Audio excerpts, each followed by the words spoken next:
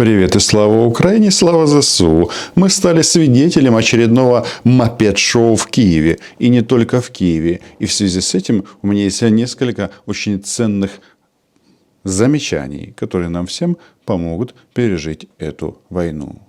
Первое. Я возмущен в первую очередь, знаете чем? Почему российские фашисты, шахидов называют геранью? Ну что это за сыкливые товарищи? Ну, это же очевидно, что нужно называть вещи своими именами и подписываться на мой YouTube-канал. Потому что если дрон называется шахид, то зачем его называть геранью? Это первое. Второе, что возмущает, бесит и рано или поздно будет соответствующая реакция. Ну, наверное, сколько можно терпеть, чтобы с территории Беларуси сюда что-то прилетало? По-моему, это уже перебор. Значит, следующее. Дроны эти опасны, страшны, но в первую очередь они оказывают психологическое влияние на людей, которые проживают в Киеве. У меня такое впечатление, что в Николаеве к этому относятся проще. Почему? Да потому что они все время под ударами. А сюда, в столицу что-то прилетает, и все думают: ё-моё, как страшно жить. Жить страшно, потому что война. Значит, очевидно, что дроны, ракеты и другие подарки от российских и белорусских фашистов будут прилетать сюда частенько, скорее всего, до конца войны. И да, я убежден, что мы научимся сбивать эти шахиды, что не является каким-то сверхвоенной задачей. И вы сегодня видели, как наши полицейские из автоматов его завалили. Был красивый фейерверк в Киеве. Все испугались. Но вполне возможно, что мы уже научились это делать. Потому что долетает-то сюда процентов сколько? 10. Еще чуть-чуть ни один долететь дрон такого класса сюда не сможет. Это тоже очевидно. У нас масса народа в Фейсбуке пишет о том, как нужно по ним стрелять из окон, из охотничьих ружей, и не только охотничьих, что надо стрелять не в дрон, а, соответственно, на упреждение, куда он долетит. Это все, конечно, интересно, но боюсь, если из многоэтажек в густозаселенном районе будут стрелять вверх, то попадут в своих соседей. И я так думаю, что с большой вероятностью эти посты, ну, хотелось бы так думать, зенитные посты созданы, и кто-то же сбивает эти дроны. Хотелось бы, раз это иранское говно летит низко, гудит сильно, то не тратить на это дорогостоящие ракеты, которые нам нужны для того, чтобы сбивать российские ракеты. Тоже очевидно. Если вы хотите сварить двух раков, то, очевидно, вам не надо вот такая вот гигантская кастрюля. Правильно? Достаточно емкости поменьше. Здесь точно такой же принцип. Потому что война — это в первую очередь деньги. Бабулет. Ну, тоже, кажется, все ясно и очевидно. Так, что еще? Значит, прекрасное видео у себя в Фейсбуке выпустил наш блогер Павлик Кашчук. Раньше он делал до войны прекрасные автомобильные обзоры. Даже обосрал автомобиль моей мечты Defender. А теперь занимается распаковкой российской военной техники. Он говорит очень много о том, как бороться с этими дронами и что не должны делать журналюги и зеваки. В первую очередь они не должны делать вот так вот. Ну, не знаю, видно или нет, надеюсь, что видно, не публиковать хвосты с номерами этих шахидов. У нас сегодня несколько их сбили, и вот у нас тут куча фотографий сразу пошло с номерами. Что у нас тут? М226, М294, на одном из написано «За Белгород». А что за Белгород? Кстати, за Белгород. Я бы, если честно, вообще бы официально ввел в оборот следующий подход. Значит, Генштаб Украины выходит с заявлением. Значит, удар по гражданской инфраструктуре, независимо от города, будь то Николаев, будь то Харьков или Киев, или какой-то другой город, автоматически ракеты улетают в Белгород по критическим объектам. Ну, так, в рамках нашего любимого проекта ТЭЦ за ТЭЦ. Почему нельзя публиковать номера этих шахидов? Почему? Да все очень просто, потому что таким образом народ, который их запускал, то есть российские фашисты, смотрят и определяют эффективность ударов. Шахид — это вообще, по большому-то счету, оружие Второй мировой войны. Летит медленно, громко, но далеко. И самая его важная особенность, что он летит по заданному маршруту без связи с кем-то, он не управляется. Какой маршрут ему задали, так вот он полетел. Через леса, поля, по каким-то украинским улицам в какой-то конкретный дом. Так вот, когда публикуют номера этих шахидов, например, на тротуарах в Киеве, то операторы этих дронов смотрят: ага, вот этот вот маршрут, по которому мы запустили дроны, пока работает. Врагу подсказывать ничего не надо.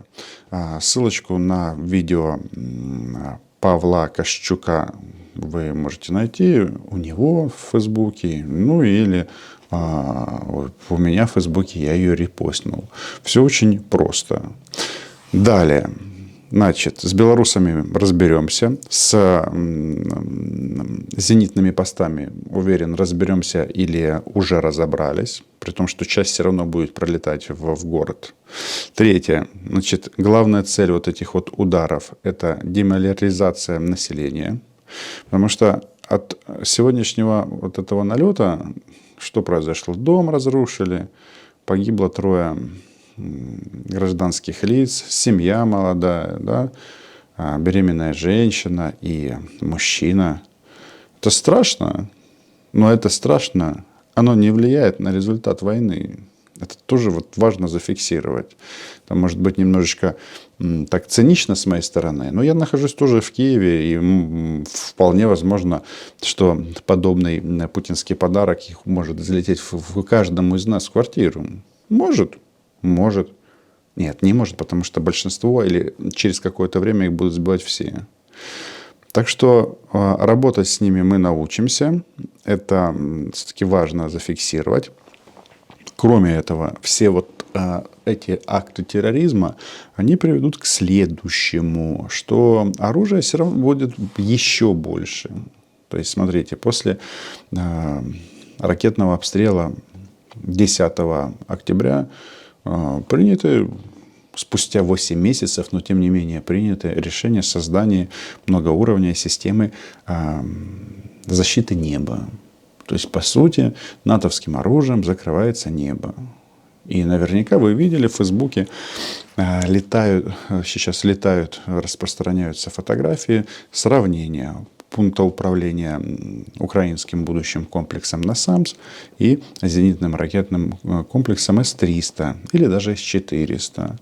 И в сравнении это, конечно же, не в пользу российских разработок. Это очень сильно похоже на Crew Dragon Илона Маска, который, слава богу, вернулся в европейскую демократическую семью и практически прощен нами. Да. Ну и, соответственно, российскими космическими кораблями, где какие-то провода висят, все как-то, ну, в общем, все как при Сергее Королеве, украинце, который первый запустил в космос россиянина, да. Ну, эту историю вы слышали. Значит, что еще? Значит, очередной налет вот этими дронами. А это дешевое, простое оружие, поставил интересный вопрос, который мы задаем себе очень и очень много раз уже за последние 8 месяцев. А где наше оружие? Где оно? Почему воюющая страна за 8 лет ничего не создала? Где? Где это все? В части беспилотной авиации размышлений было много. Начали покупать байрактары, и эти птицы себя зарекомендовали. Нормально, прекрасно. Кто-то скажет, могло бы быть и лучше. Но, тем не менее, мы для старшего брата байрактара начали, ТБ-3, я имею в виду модели, начали поставлять двигатели. Акинши называется, это борт общестратегического назначения. И это вроде бы круто и приятно, только вопрос в том, а почему у нас нет своего? Вот где оно? А то, что таких вопросов будет в украинском обществе все больше и больше, потому что, да, мотор Сич у нас есть, все у нас есть, а дронов нет. Где, блин, дроны? То, что запахло жареным, даже отреагировал госконцерн Укроборонпром, который написал, что, реагируя на атаку шахидов, написал, что вот мы завершаем работу по созданию нашего дрона. Значит, дальность полета 1000 километров, вес боевой части 75 килограмм. Но когда ты слышишь что-то про Укроборонпром, то сразу отдает, знаете чем? Отдает тем, что эти ребята просто пиарятся, пилят государственные деньги и ни хера в конечном итоге не сделают. Потому что такое Укроборонпром? Это надстройка. Просто надстройка. Это не КБ. Более того, я хочу вам сказать, что некоторые виды оружия Украина производит сейчас, даже такие, которые очень сильно на слуху, но я не буду вдаваться даже сейчас в подробности. Производится это, где-то производится. И продолжают уничтожать российских оккупантов. Это все понятно. Но просто вот есть у ряда компаний, в которых входит Укроборонпром, что это бездонная дыра, которая фактически своей деятельностью приводит к блокировке любых разработок. У нас сейчас на рынке масса стартапов, венчурных предприятий, которые уже сейчас поставляют для фронта системы поражения. Но они не могут производить это в количествах в тысячах. Хотя в части войны их продукция не является дорогой. Я в обозримом будущем оглашу сбор на дроны, с которыми я недавно познакомился. Почему я так сделаю? Потому что я хочу, чтобы на них или на их аналоги были государственные заказы. Потому что мы, граждане, мы-то, конечно, с удовольствием соберем и на спутник, и на ударные дроны, летающие баражирующие снаряды. Но так это не должно работать. Нужно государственные деньги вкладывать в это, чтобы печатать их в таких количествах, как на нас летят шахиды. Это же очевидно. Время идет. Еще раз, я понимаю, что мы страна очень умных, или не так, очень хитрых, а хитрость — это разновидность ума. Думаем, что мы за счет наших западных партнеров полностью перейдем на натовский стандарт. Ну, отчасти это произошло. Но нам всегда не будет хватать оружия. Всегда. И чтобы быть независимыми, нужно самим шевелить и булками, и мозгами.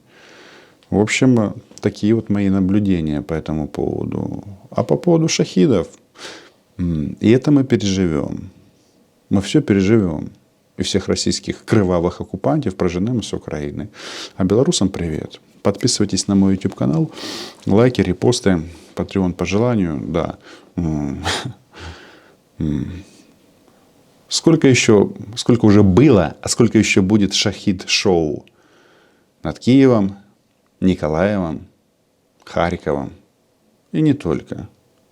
Но Україна була, є і буде. До зустрічі.